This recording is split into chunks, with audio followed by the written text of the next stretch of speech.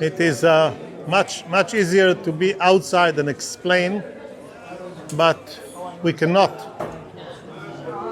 avoid stopping here and look at the original Magdala stone. Outside you'll see two copies, one by one. But this is the original stone. It was in display in the Vatican. It was displayed in a few places in the US. And finally arrived back to Israel. It was displayed at the museum at Genosar. And last month arrived to almost to its original place, which is over there. And for a few years it will probably be here on display in the lobby of the hotel, because as you will hear outside, this hotel has a lot to do with the great discovery of the stone. We are going to sit outside and look at the copy, which is exact one by one copy, but it is no doubt that being so close to this unusual and important discovery is something that you cannot forget. So look around and move on.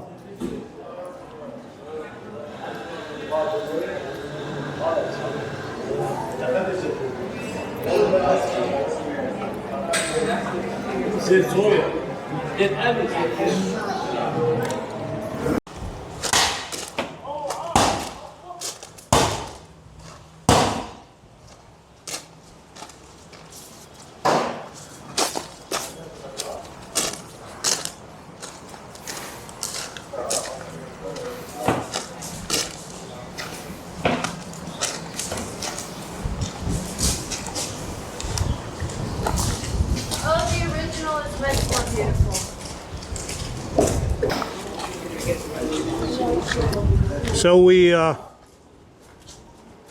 at Ancient Magdala, a Jewish town from the second half of the 2nd century BCE to the 4th century CE.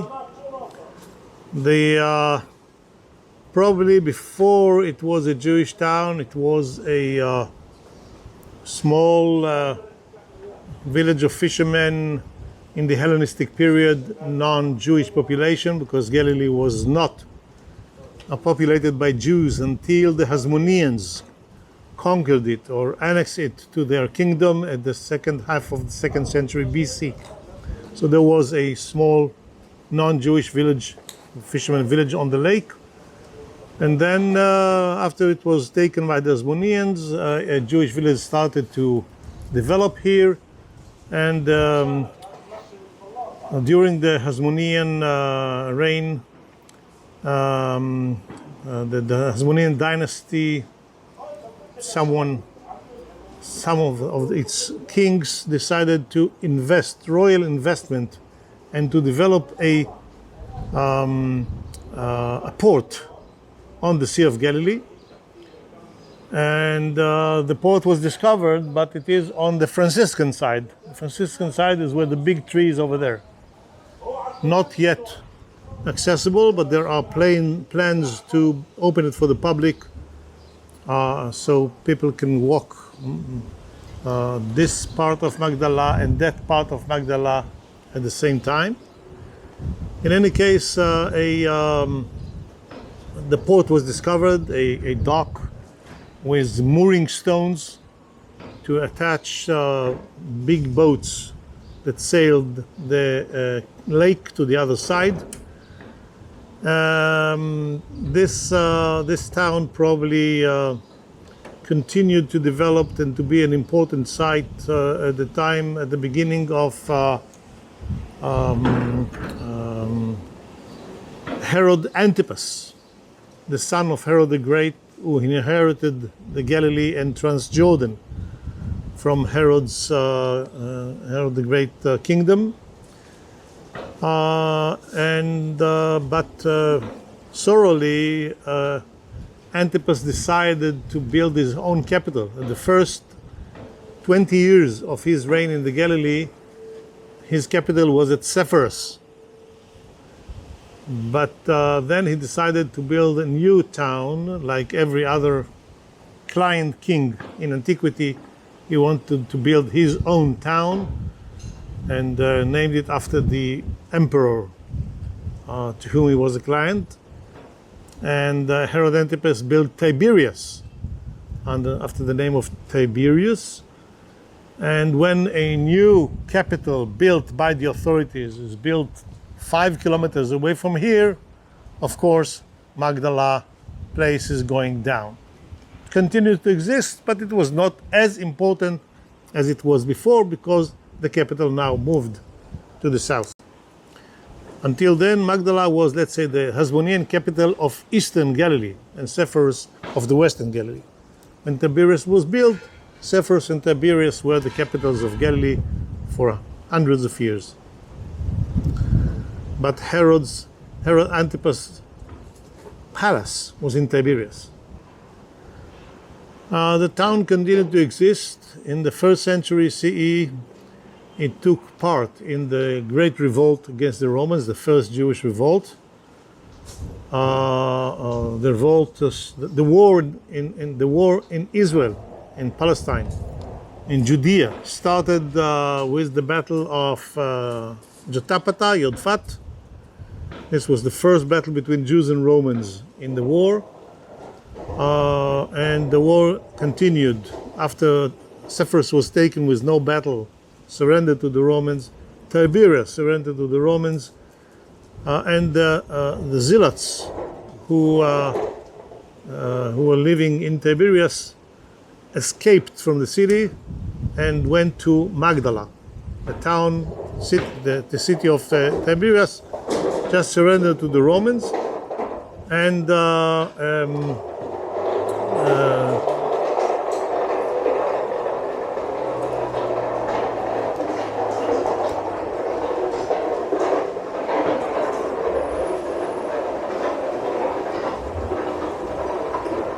Roman troops marched from Tiberias north to Magdala. As you can see, the topography, the town is going right to the foot of this mountain, what we call Mount Arbel. It's not very strategic point. Okay, you cannot defend your town when you have a high mountain above it. And the story is in Josephus. The Romans tried to attack it. There was a wall that Josephus built before the war. The Romans did not succeed at their first attempts, and finally, after a day or two, Titus decided to use another tactics, and he and his cavalries, as you probably know, the cavalries, the horsemen of the Roman army, are the best warriors, and usually on horses, but sometimes they can get off their horses, can fight on foot. But here, with their horses, they entered the lake. There is no wall from the side of the lake. And they went inside, and with their horses can swim, they went into the town, and the people of the town were terrified. And the population was divided into those who want to fight against the Romans, the zealots that fled from Tiberias. That's what Josephus tells us. I don't remember, I was very young then, so I can't remember. But that's what we have from Josephus, that the zealots who fled from Tiberias wanted to fight, but all the other citizens said, okay, we got the idea. Tiberias was surrendered, Sepphoris was surrendered, so look what happened at Yodfat, everyone was killed, so let's not fight. So the zealots took the boats. We are in the fisherman city, town. They took boats and fled to the lake.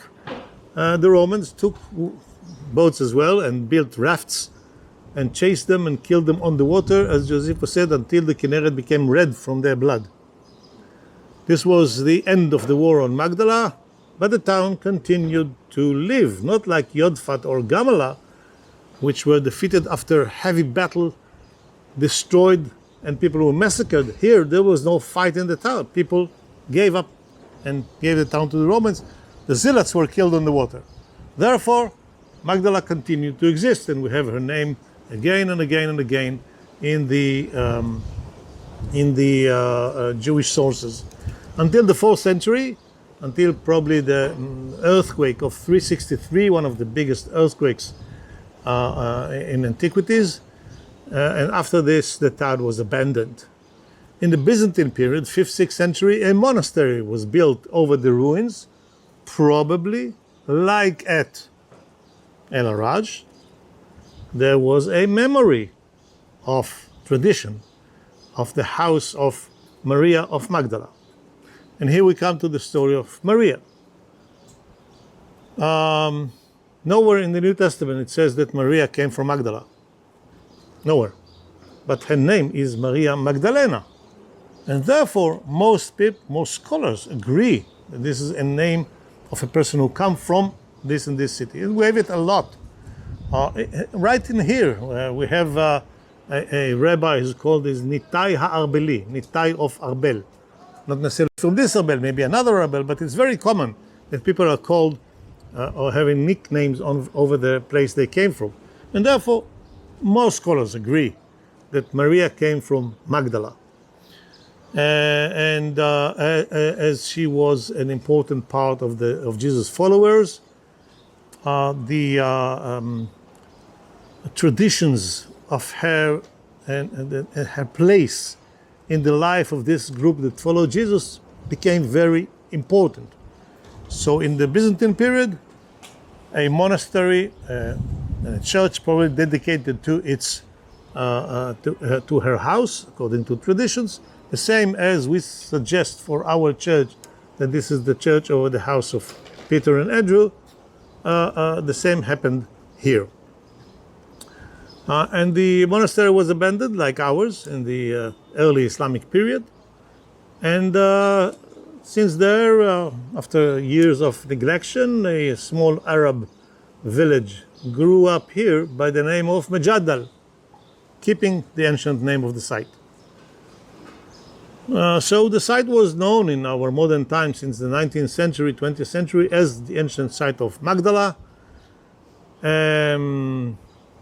In our laws of antiquity, this is declared as an ancient site, and therefore you cannot destroy it, build it without doing salvage excavations. Although in the earlier years of the state, from 48 to the 80s or 90s, there were some earthworks that were done here without any excavations. There is a canal that goes behind you, taking water from the north of the Kinneret, saltwater springs, because we don't want them to run into the Kinneret. They are taking these saltwater springs and take it by a canal and spill it to the Jordan River on the other side, make the water of the Kinneret more appropriate.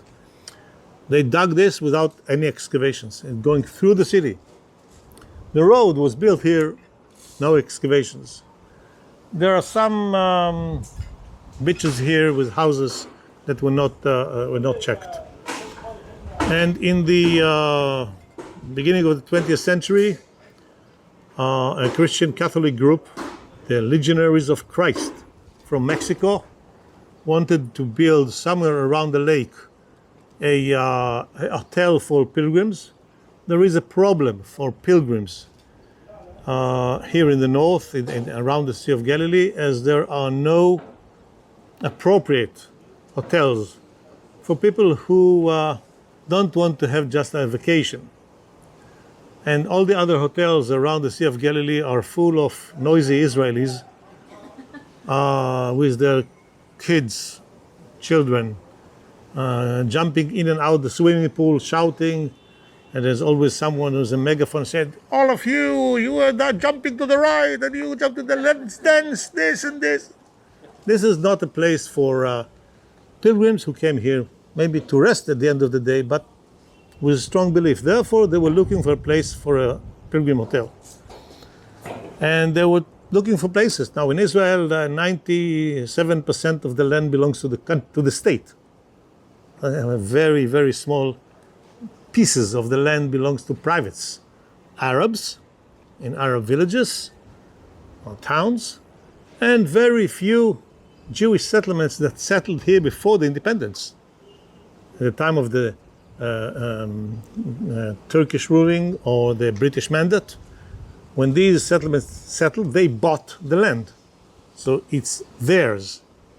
And therefore, when they came here to the town, to the village of Magdala, they succeeded in convincing a person there to be very kind and to sell them the lands in a very high price. I have no idea how many millions it cost them, but it's a lot. And therefore they bought this land to build the hotel. They knew that this is an archaeological site. And the Israel Antiquity Authority already told them that if you want to build here, you should do some checkings. You should check where the antiquities start. And the place there are a lot of antiquities, you have to dig salvage excavations to see what's in there. And there is always a chance that the antiquities will be so important they will not let you build. Okay, so it's risky. Therefore, no Israeli investor would have done something like this in their life. No one in Israel will build a hotel on a place where you have so much antiquities. But they decided to take the risk.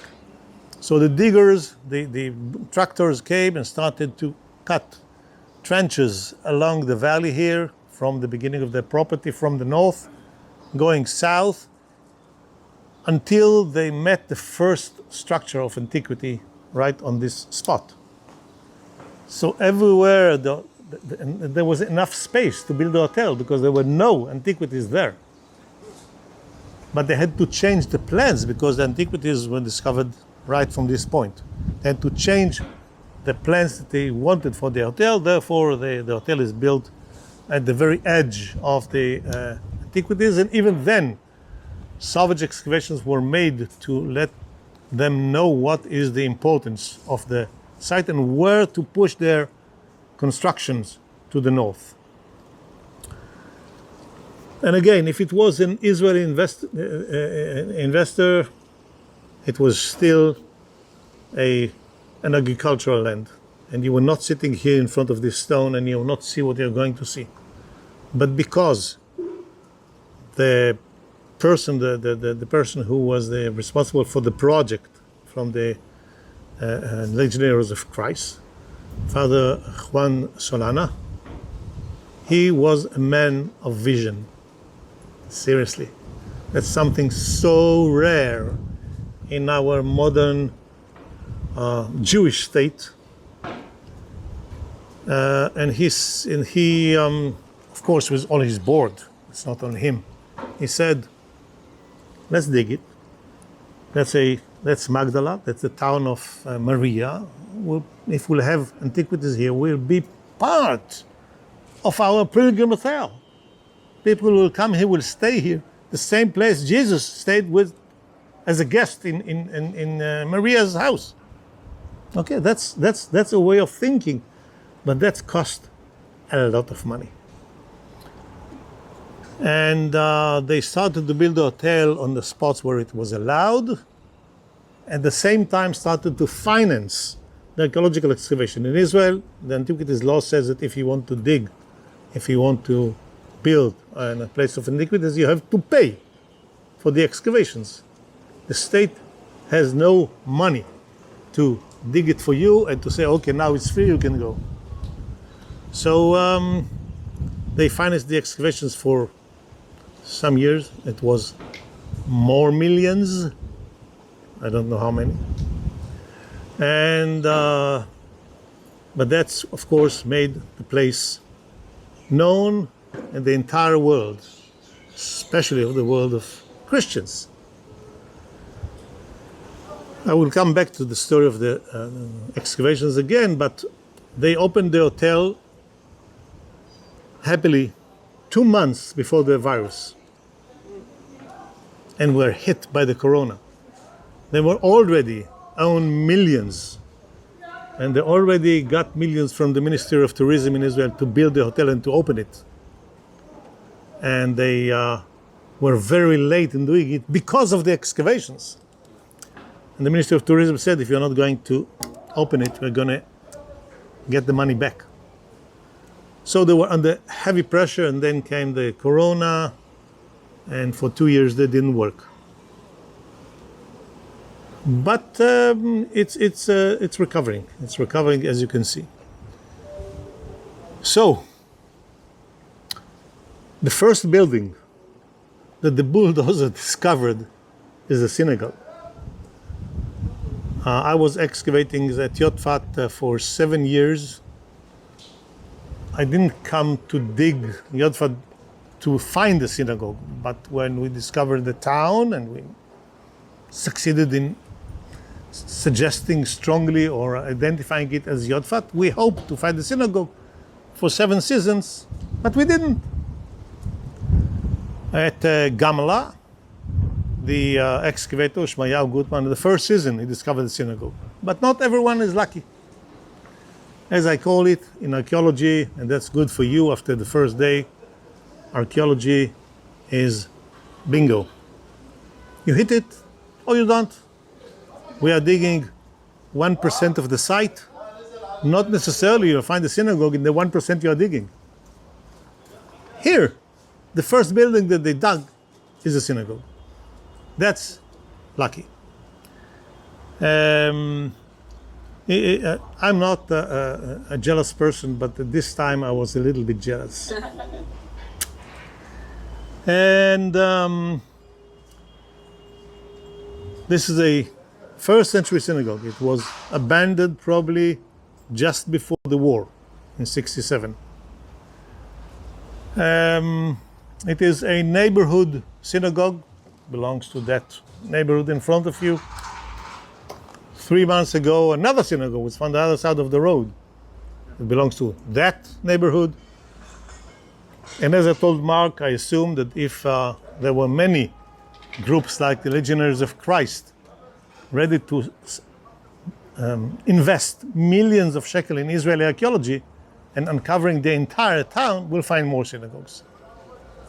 I just state now that my research opinion is that there was a synagogue in every Jewish village already in the first century, and that were in cities, small ones like Magdala or big ones like Tiberias, there were few. No problem. I said it when the building was found, and I am glad to be right when the second one was found. So we'll, in a few minutes, we'll go and see the synagogue, but we are sitting in front of this unique, unicum, seriously, one of a kind. Not as the function, not for the function of the stone, probably, because with this we have already few, but the decoration on the stone. This is although it is 60 by 40 and 40 centimeters high, it is the richest collection of decorations from the first century, from the Second Temple period. There is nothing like that. It is covered with decorations from 5 sides. The only side that is not decorated is the bottom, because no one sees it.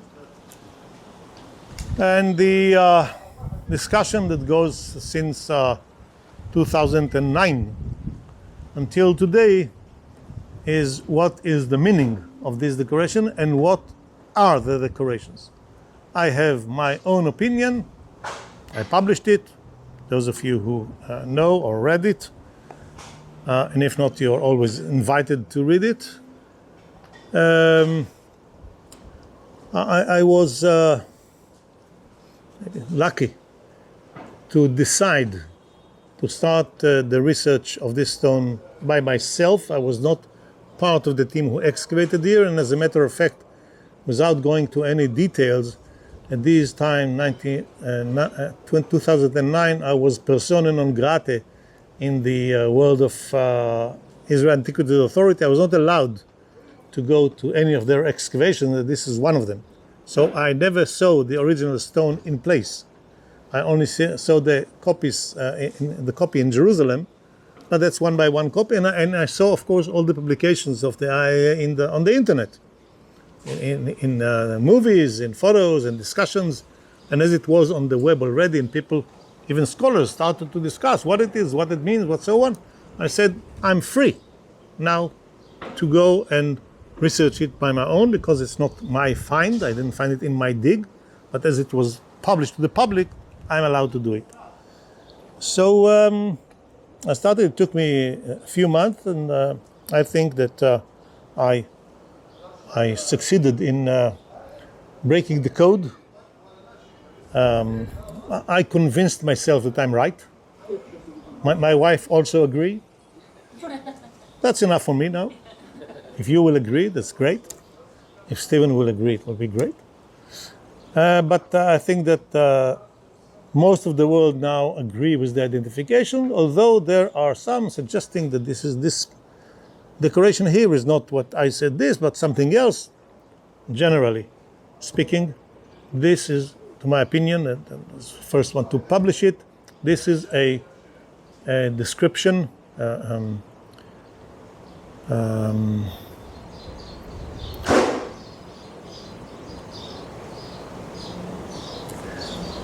imaginary description, imaginary and sentimental description of the temple in Jerusalem. The artist here, maybe the people who asked him to do it, maybe his own, he made here a piece of stone that resembles the temple in Jerusalem. It's not like he was standing out of the temple, drawing sketches, going back to Magdala and make it. It is from his own imagination and feelings, his and maybe the community. And I'll try to explain to you what are these, try to tell you what the excavators think. So it's very easy. Most of you can see what we call the front. Okay, and I'll tell you why we think it's a front. First of all, you see it's a stone standing on four short legs. These two legs are shorter than these two legs, so it's leaning towards you. And what you see in front of you is well-known menorah, the 7 branches candelabrum of the temple, of the Jewish temple in Jerusalem. Probably, as most scholars do agree, there was not only one, there were few, but there was one was operated during the week. And according to Josephus, that's the only place we hear the meaning of the menorah, a candle for each day of the week. He's the only one who says what it is. And he says that when the menorah is marching in the streets of Rome, taken by Titus from Jerusalem, looted from the temple. So this is the menorah. Everyone knows the menorah today because of the Ark of Titus, because of the emblem of the state of Israel today. No doubt that here it is a symbol. It is standing in the front, in my opinion, part of the symbolism of the temple. Everyone, there was no one that not agreed. Everyone agreed that this is the menorah. But the excavators suggested that the menorah is standing here on a podium. And I don't think it's a podium, because nowhere else the menorah is standing on a podium. Not in the descriptions, and not in the inscriptions, and not in the Mishnah. So I suggest that what we see here, like you are sitting now, you have a special. It has the kids today are sitting with this mask on their face, watching the screen, doing things like that in the air, and everyone looking at this, what they are doing. No, that playing with the screen. Okay, so we have a special binoculars on your eyes, like X-rays, and you are looking now into the Temple of Jerusalem. The temple has three rooms: the front room, the central room, and the Holy of Holies. The central room is the place where the menorah was standing, but not only the menorah. There were two other objects there which were part of the sacred work of the temple. It is not only the sacrifice outside the building, which was the most important part of the work for God, killing these poor animals, spraying their blood, cutting them, burning them, eating them, whatever, was the most important. This is the way the Jewish people are connecting to their God, who is the mid-person, who is the priest. But there are other sacred works in the temple, lighting the menorah, and near the menorah there are two other objects. One of them is the golden altar, or the inner altar, or the incense altar, on which you burn incense or pour liquids, libation. It is part of the work for God. The third object is the most important after the altar in the courtyards. It's called the Showbread Table. It's lost its place in the modern history of Jewish people. Someone will be researching it probably and check why. But giving God bread was always in the Mediterranean area, in the Eastern religious, pagan religious, was always most important part out of the sacrifice, of course. Because people are eating bread, God is eating bread, and He will eat the best bread we can do, the best wheat, and the best oil, and the best bakers will do it for you. And there was a whole process of making 12 loaves of bread for God on the end of Shabbat, putting it on the showbread table, taking the loaves from last week and eat them. The priests are eating them. And there was a special family of bakers from Alexandria who were baking this special bread that were not getting destroyed during the week. So you have your binoculars, you're looking into the central room, you see the menorah, you see the altar. This is what the menorah looks like stand on, but it's not standing on the altar, but it stands behind the altar. Because if it will stand in front of the altar, you'll not be able to see the altar. If you put it at the back, really at the back, you won't see the legs of the menorah. So on a stone, you can't, in this part, you cannot do 3-dimension, you cannot make it further. So it looks like it is on the altar, but this is what it is. And where is the showbread table? You will see shortly. So this is the front. It's looking inside the building. Therefore, you have two pillars and an arch. It means you're looking into a building. Two sides are identical. Those of you who can't see, you can go to the sides or look at it later. Two sides are identical. What you see here are two arches. And in the arches, according to the excavators, under each arch there is a sheaf of corn. And at the beginning it looked to me reasonable, but when I started to analyze it as the Temple of Jerusalem, it doesn't make any sense. And suddenly it came to me, what we have here, as a matter of fact, what we have here are two arcades, two rows of arches, one behind the other. And in this case, if you put them right one behind the other, you will not be able to see the second one. So you move them a little bit. So what you see in the arches are the pillars of the second arch behind it. And again, what you're looking at is probably the courtyards of the temple, or maybe symbolizing a building within a building, the temple inside the structure of Herod, the Temple Mount. And on the both sides, here and there is an object. According to the excavators, this is an oil lamp.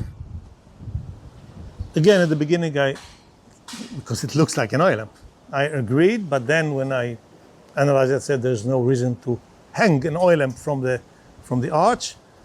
And when I started to analyze it as the temple in Jerusalem, I read that on both sides of the showbread table are two vessels of incense, which are called in Hebrew bezach, container. And I think this is what it is. They are hanged from both sides of the arches. The side that is in front of me, you can come now. I'll move to the other side. You can come out and stand over here because the description is very important. So you're invited. On the way, you can look at the sides.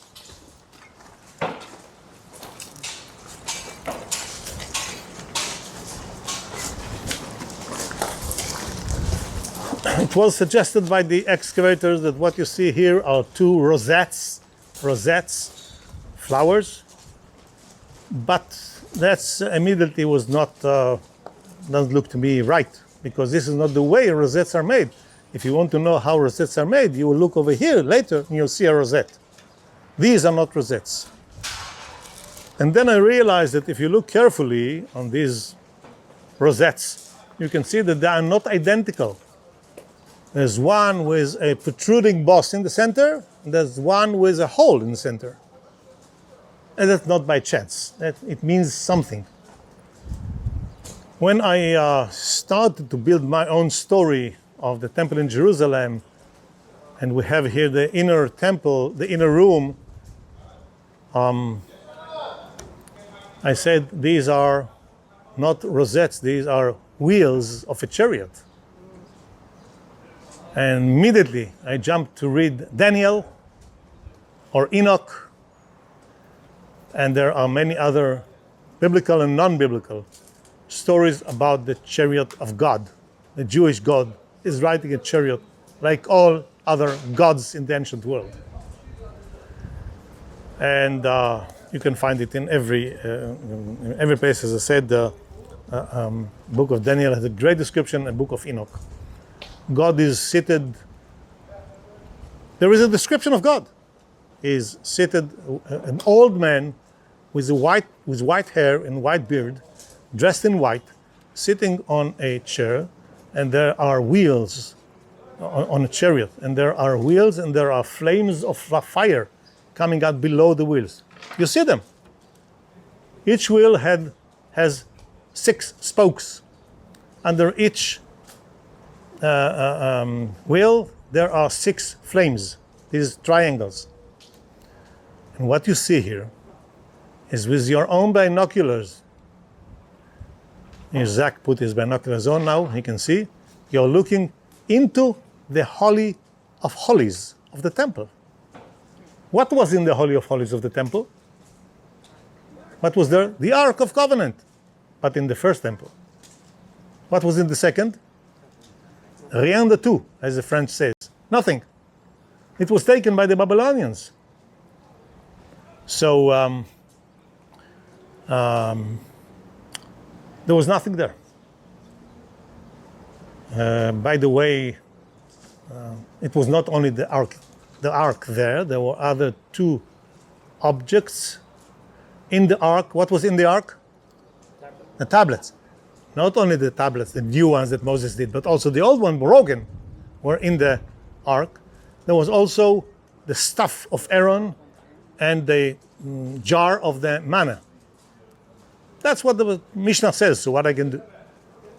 I assume that when the Babylonians entered the building and went to the Holy of Holies and nothing happened to them, not like in Indiana Jones, they said, wow, look how much gold we have here. They piled off the gold from the chest.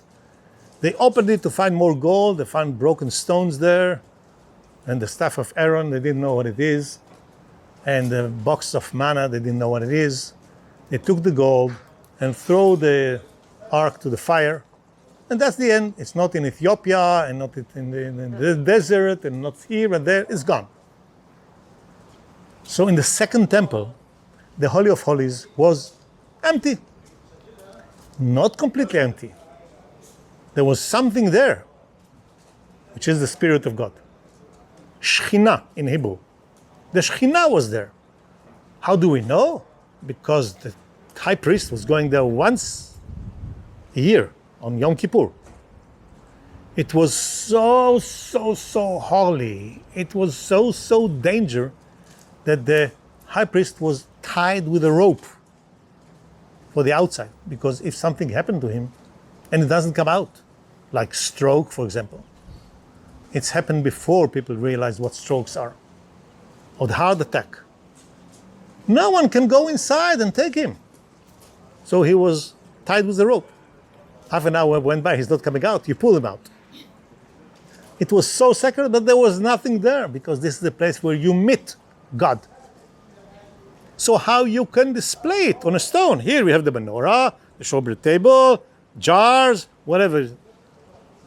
What you will describe there? The only way to describe the Spirit of God is to describe its chariot. That's what I suggested.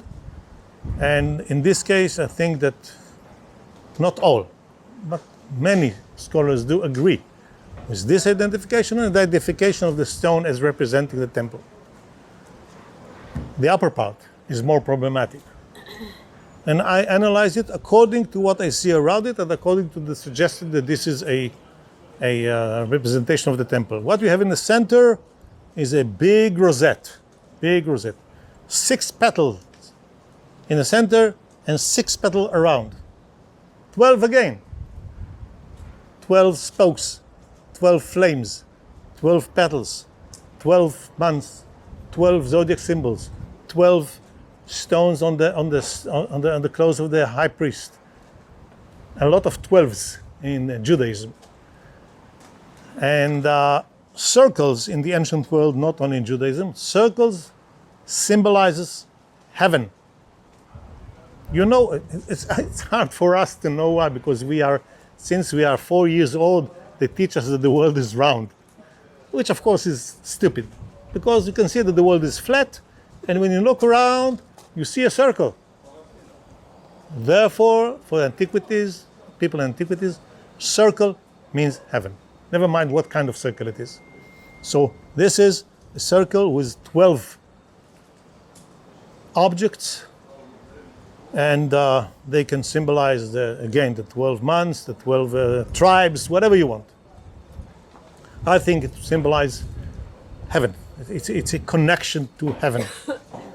On both sides here, there are objects that were identified by the excavators as palm trees.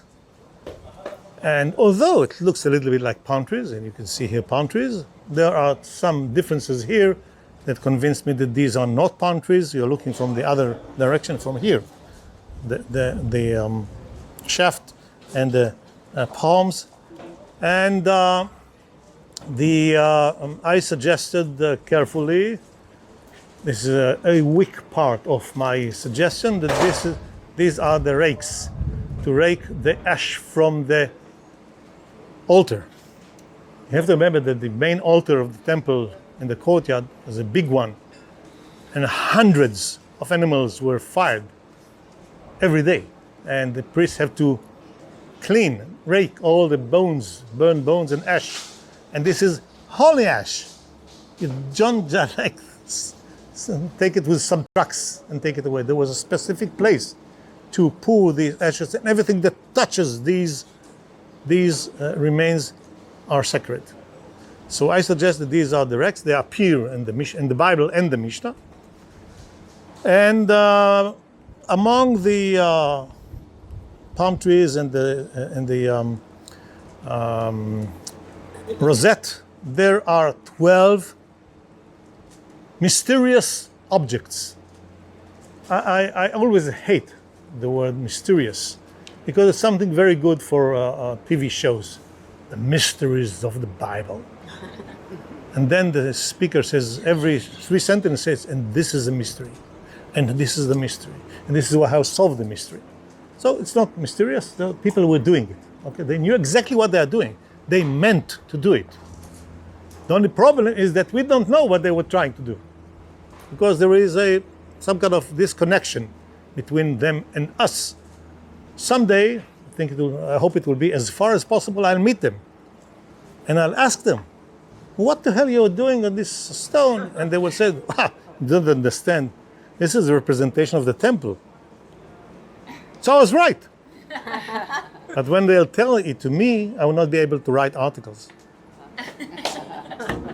So, there are 12 objects in couples. There are 6 doubles of objects, hearts. Today, everyone, that's what they do. Everywhere, every party, every dancing, on every stage. So there are 3 couples of hearts here, but heart is something very modern in art. We call it ivy leaf.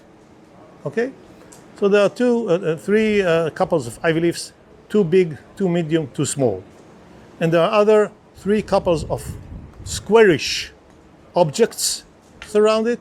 Altogether 12, and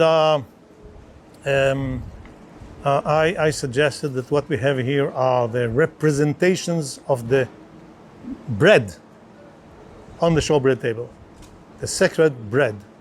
The Mishnah says that the bread was made in 2 shapes. One of them is a raking boat, and the other one is an open chest. That's what the Mishnah says. Now let's go try to see what they meant. Okay, a raking boat is something that is narrow at the bottom and have higher shoulders, like a boat, so it's not very stable.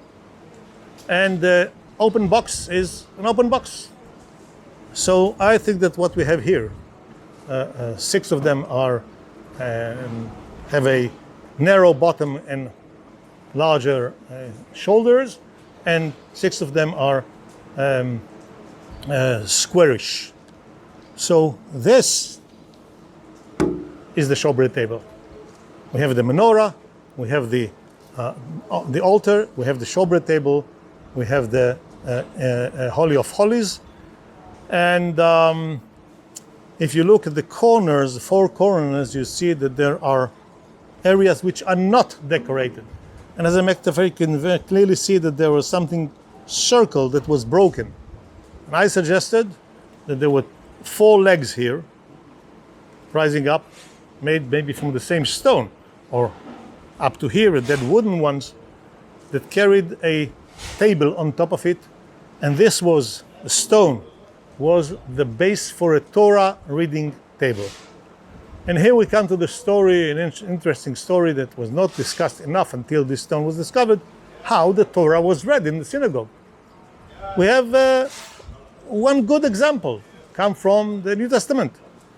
Jesus in Nazareth was called to read Isaiah. He stood up and read, and then sat down. So he was not lying down, he was not kneeling, he was standing and reading.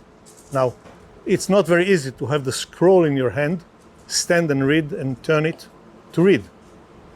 Therefore, many scholars do agree that the Torah was read on a table.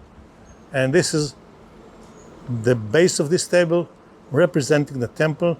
And then you put the Torah scroll here. Remember, the Torah scroll is sacred, but it is not part of the Jewish cult. Then, today, it is part of the cult because we don't do any sacrifice. But then it was a holy object. You read it, you study it, but it's not part of the cult. You don't do it in the temple. You can read the Torah on the temple mount, but you don't do it in the temple. So when you put the Torah scroll up here and read the Torah, for the people who are sitting here, the people of Magdala, Jesus' disciple, Maria, what they see here is the connection of the reading of the Torah and the work in Jerusalem. This is, I think, the reason why this artist or this community decided to make this stone. So this was my suggestion. I think that most scholars today agree that this is a representation of the temple, and they are divided between people who think that these are not rakes or palm trees, but this is the what covers the parochet. How we say parochet? The curtain that separates the inner room from the Holy of Holies. Maybe, but everyone agree. Most people agree that this is a representation of the temple, and an interesting connection between reading the Torah and the temple in Jerusalem for Jewish Galileans who could not go 3 times a year to Jerusalem. It is not as simple as today.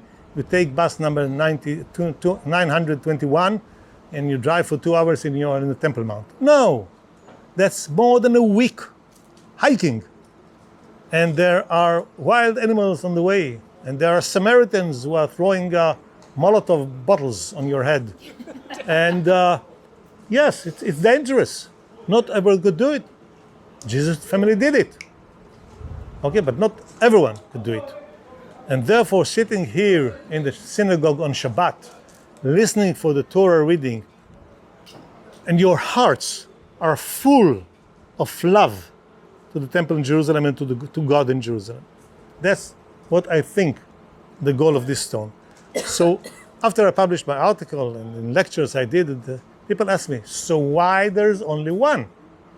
And I said, 5 years ago, you were asking me why there are no first century synagogues in the Galilee.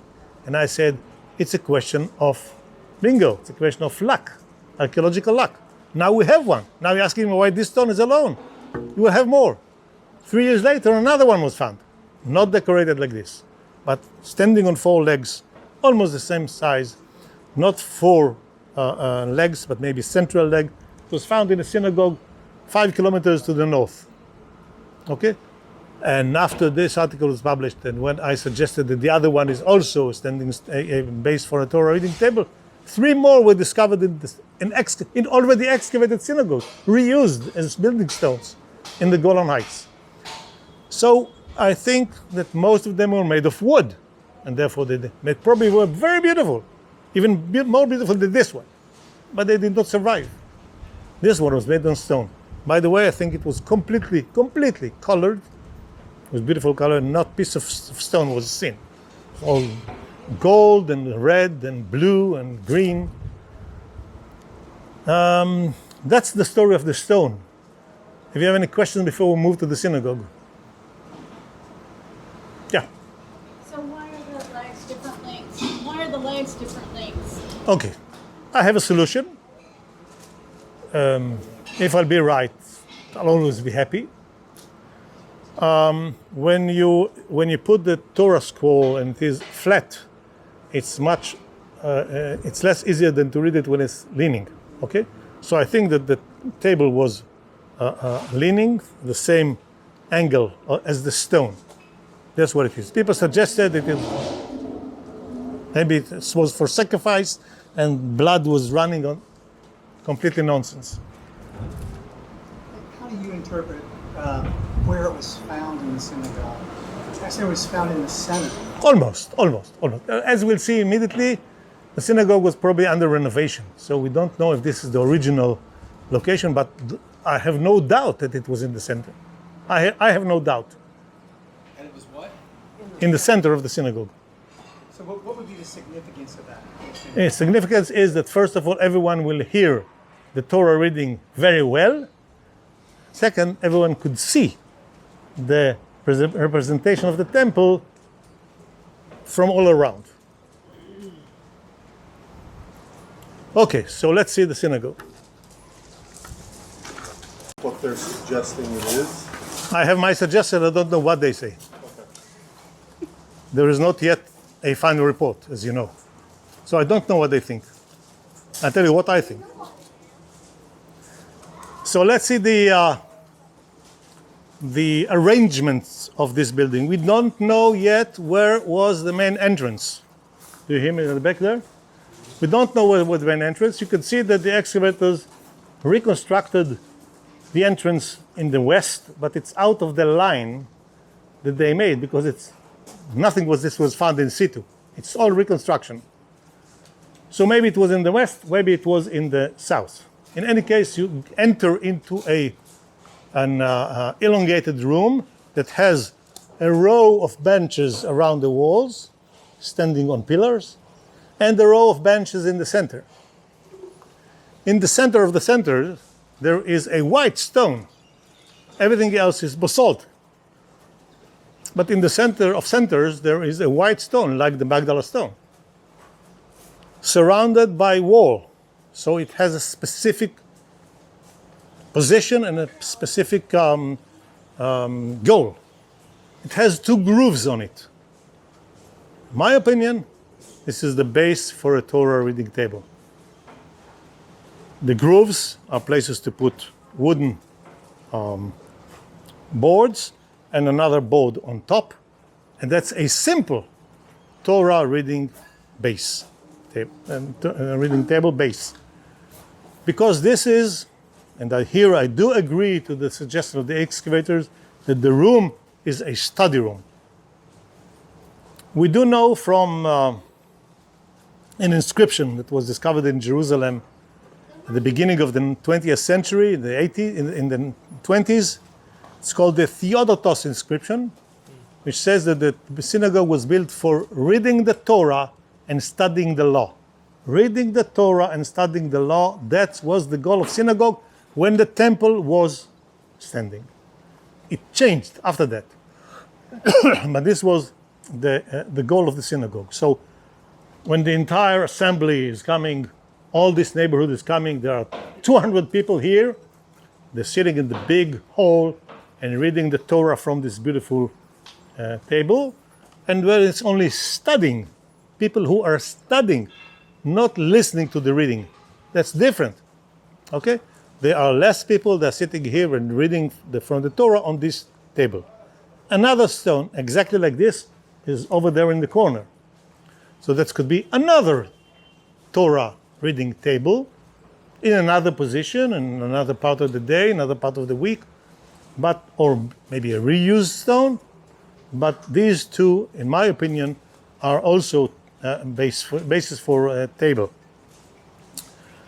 Do you know something else that they suggested?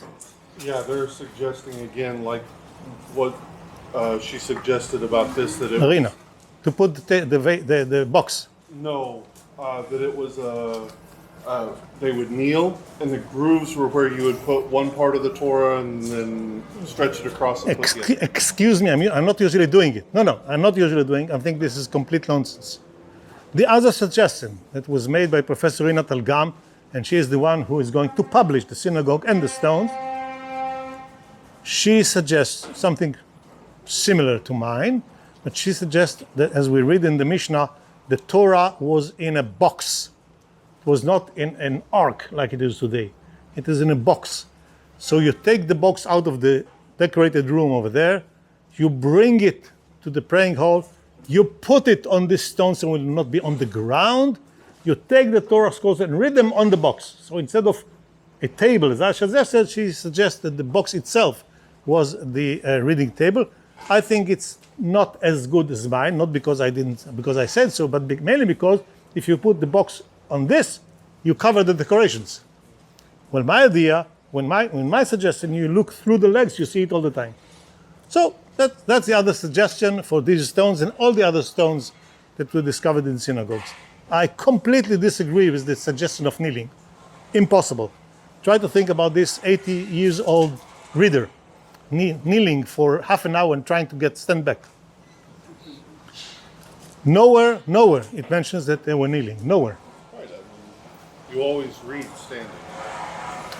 Yeah. Okay, so we move to the synagogue. What we have here is a large hall. It is not the biggest synagogue. Synagogue of Gamla is almost twice bigger. And it is the biggest synagogue from the Second Temple period, but it is a nice synagogue. Let's go from the other side and see the decorations.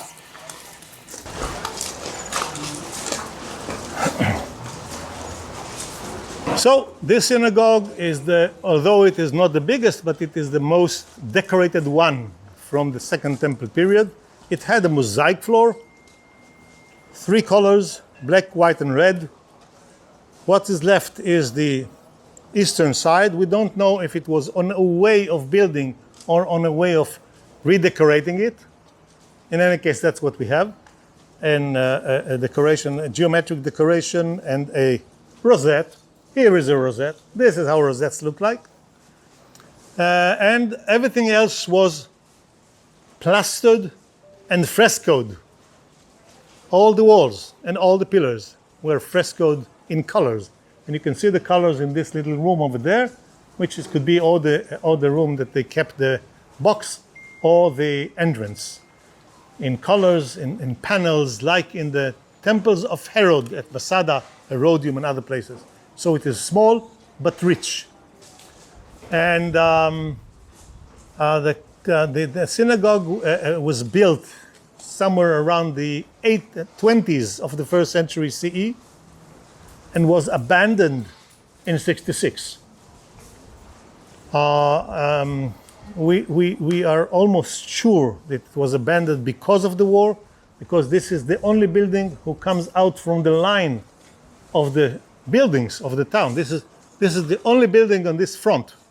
And when they decided to fortify, as Josephus mentioned it, to fortify the settlements before the war, everyone said you cannot protect this building, so let's destroy it, use the stones for the fortifications.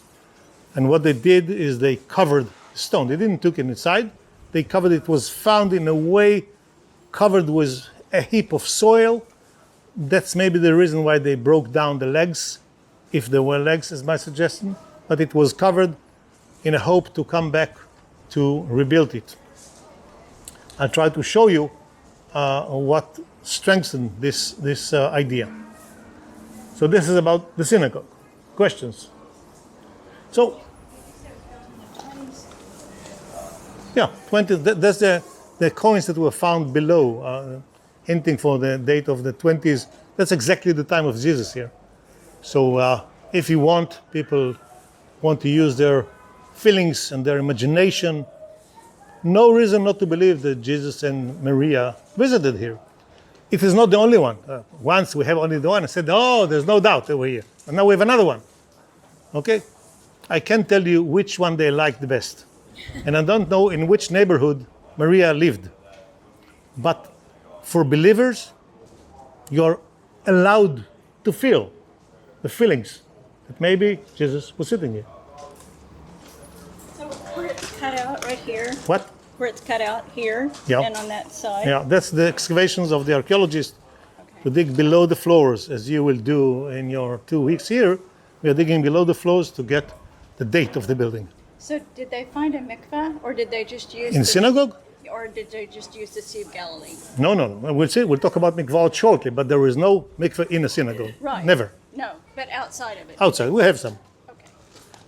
Okay, let's go on.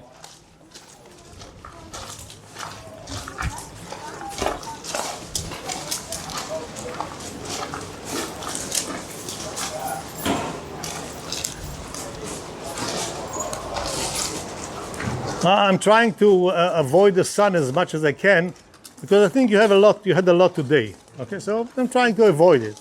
If some of you wants more, you can stand over there. Have a look at on the wall here. You can. I will go to the sun. I will check for myself, and I'll go to the sun for a minute.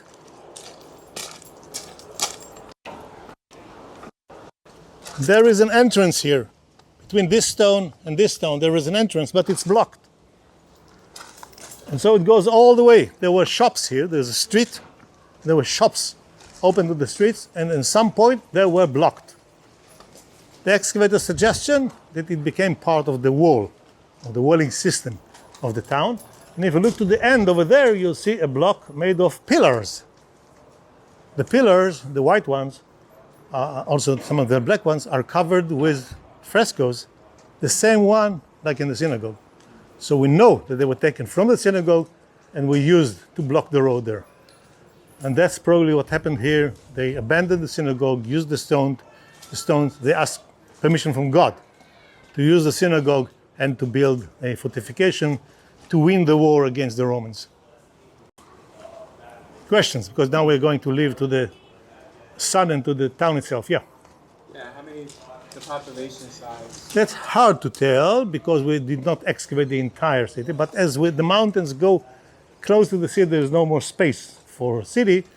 We can assume that this town is like 3,000, 3,500, something like that. First of all, again, we're getting close. We are close now to the Franciscan area where the big trees are, and the site continues to the furthermost trees you can see. They excavated here. They continue excavating here. After the salvage excavations were finished, the Legionaries of Christ decided to invest more money in archaeology because they realized that it will bring people. Not only it will bring more people to the hotel, but it will bring more people to the site and made people connected to the origins, Jewish origins of Jesus and his followers. And that's an important part. That's why they continued excavating it. They brought here a Mexican archaeologist to work here. And that's where they excavated this area here. What we are going to see while walking through the sun, and I'll say it in the shade, the first part of the we're going down to it are two very rich mansions, and this is probably a rich neighborhood. This is what excavated, but I don't know if there are more rich houses around us or not. But that's what excavated, and both of them are rich houses on both sides of an alley. We're walking in an original alley, small street, and there is one rich house to your left and one rich house to your right. Why we can say that they are rich? First of all, they are huge. Okay, what you see here to your left is about half of the original house that continue over here. What you see there is about 2/3 of a house which you see to the right. And under this pergola, under this roof, is a mosaic floor of the living room of this family. They have a mosaic floor in their own house. Second, they have paved courtyards. You can see them. Paved courtyard right here to the left and over there, and they are paved with basalt pavers. That's very expensive to cut this hard stone to be a smooth paver. If you are not speaking about poor people, but if you're in the mid level of society, you cannot do it. You have to be one of the upper layers of society. And second are the mikvaot, the ritual bath. Both houses has mikvaot. A mikveh, a private mikveh, is something expensive. But these mikvaot are rare, the only example in the world of antiquities, not in modern time. In antiquities, for a mikveh which is not getting its water from the rain or from an aqueduct, but getting its water from a spring below. There are springs coming out from this mountain under the town, and they are, if you dig down 2 meters below your floor, you are getting water. So you can build a mikveh that its water never ends. This is the first time in archaeology of the land of Israel that we have such mikvaot among the 250 mikvaot which is excavated in Israel. So that's what I'm going to say. I'm going to stop on a spot where you can see a mikveh on your right and a mikveh on your left. This house to the right has 2 mikvaot. Now why 2? Well, it's possible that one of them is for washing before getting into the mikveh. That's a possibility. The other one is that it's 2 families are using it in the same house. Hard to tell, but this house has 2 of them.